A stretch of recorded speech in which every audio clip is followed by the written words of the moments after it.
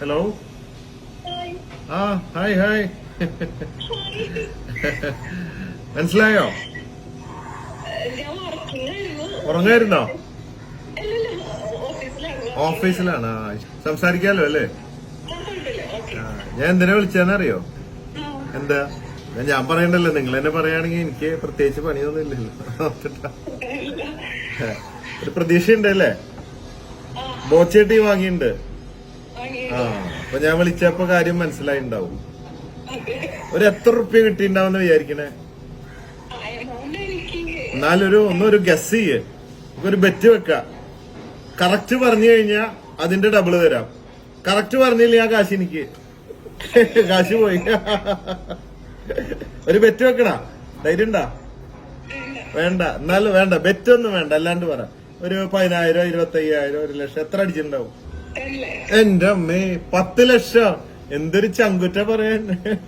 ആ സ്ഥിരം കാണുന്നുണ്ടല്ലോ അല്ലെ 10 ലക്ഷം അടിക്കുന്നത്.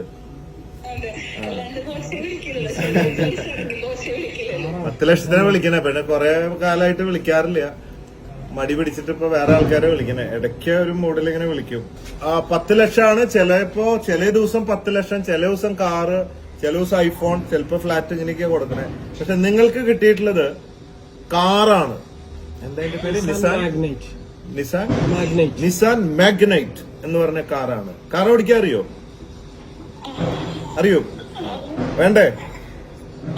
ആ ഓക്കെ ഓക്കെ. ഞാനേ ഈ കോതകുളല്ലേ സ്ഥലം, അപ്പൊ എന്റെ തെറ്റിദ്ധാരണ മതി. എന്റെ വിചാരം ഈ കോതകുളം എന്ന് പറയുമ്പോ അവിടെയുള്ളവരൊക്കെ കോതകളെ പോലെ ഇരിക്കുന്നതാണ് എന്റെ വിചാരം. പക്ഷെ നിങ്ങൾ ഇതുപോലെ ഒരു സുന്ദരിയാണല്ലോ, ഒരു കോതയെ പോലെയല്ല. കോതകുളം എന്ന് കേട്ടപ്പോഴേ ഓരോ സ്ഥലത്തിനും ഓരോ പേര് വരുമ്പോ ചിലപ്പോ നമ്മൾ വിചാരിക്കും അതിനോടൊക്കെ എന്തെങ്കിലും ബന്ധമുണ്ടെന്ന് വിചാരിക്കും. അപ്പൊ ഞാൻ വിചാരിക്കുമ്പോ ദൈവമേ ഒരു കോതയായിരിക്കുമോ ഞാൻ വിളിക്കുന്നത്? അല്ല, ഒരു നല്ല സുന്ദരീനെയാണ് ഞാൻ വിളിച്ചത്. എന്തായാലും ഇന്നത്തെ ദിവസം നന്നായി വരട്ടെ. എവിടെയാ ജോലി ചെയ്യണേ? ട്രാവൽസ്. ഓക്കെ. കാറ് കിട്ടിയ എന്താ ചെയ്യാ? ഇനി കാറിലായിരിക്കും യാത്ര ജോലിക്കൊക്കെ പോണത്. അത് സ്വന്തമായിട്ടൊരു ട്രാവൽ ഏജൻസി തുടങ്ങുമോ?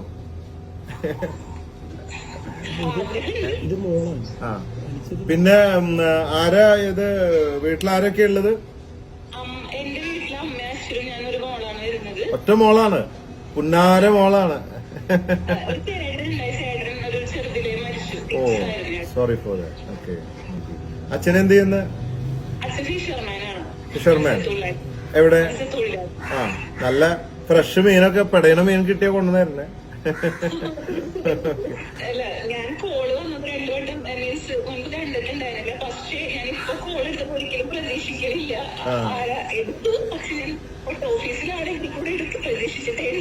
പ്രതീക്ഷിച്ചിരുന്നില്ല.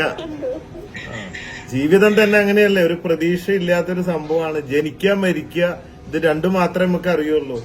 ഇത് കഴിഞ്ഞാൽ എന്താണെന്ന് നമുക്കൊരു അറിയില്ല. അപ്പൊ ഉള്ള പ്രതീക്ഷയിലൊക്കെ തട്ടിക്കൂട്ടി ജീവിക്കുക, അതാണ് ദാറ്റ് ഈസ് ലൈഫ്. അത്രേ ഉള്ളൂ. എല്ലാം പ്രതീക്ഷിക്കാണ്ടാണ് സംഭവിക്കുക, അല്ലേ? അതെ, നമ്മൾ ജനിച്ചു വീഴുമ്പോ നമുക്ക് എന്താ അറിയാ, ആരെ കാണും, എപ്പോ കാണും, എന്താ ഒരു പിടിയില്ല. നമ്മൾ ഓരോരുത്തരെ കണ്ടുമുട്ടുന്നു, ഇങ്ങനെ മുമ്പോട്ട് പോയിക്കൊണ്ടിരിക്കുന്നു. പിന്നെ ചില കാര്യങ്ങളൊന്നും വലിയ പ്രതീക്ഷ ഇല്ലാണ്ട് ഒരു റീസണബിൾ പ്രതീക്ഷയിൽ ജീവിക്കാൻ നല്ലത്. അങ്ങനെ. ഓക്കെ. ഒരുപാട് സന്തോഷമുണ്ട്.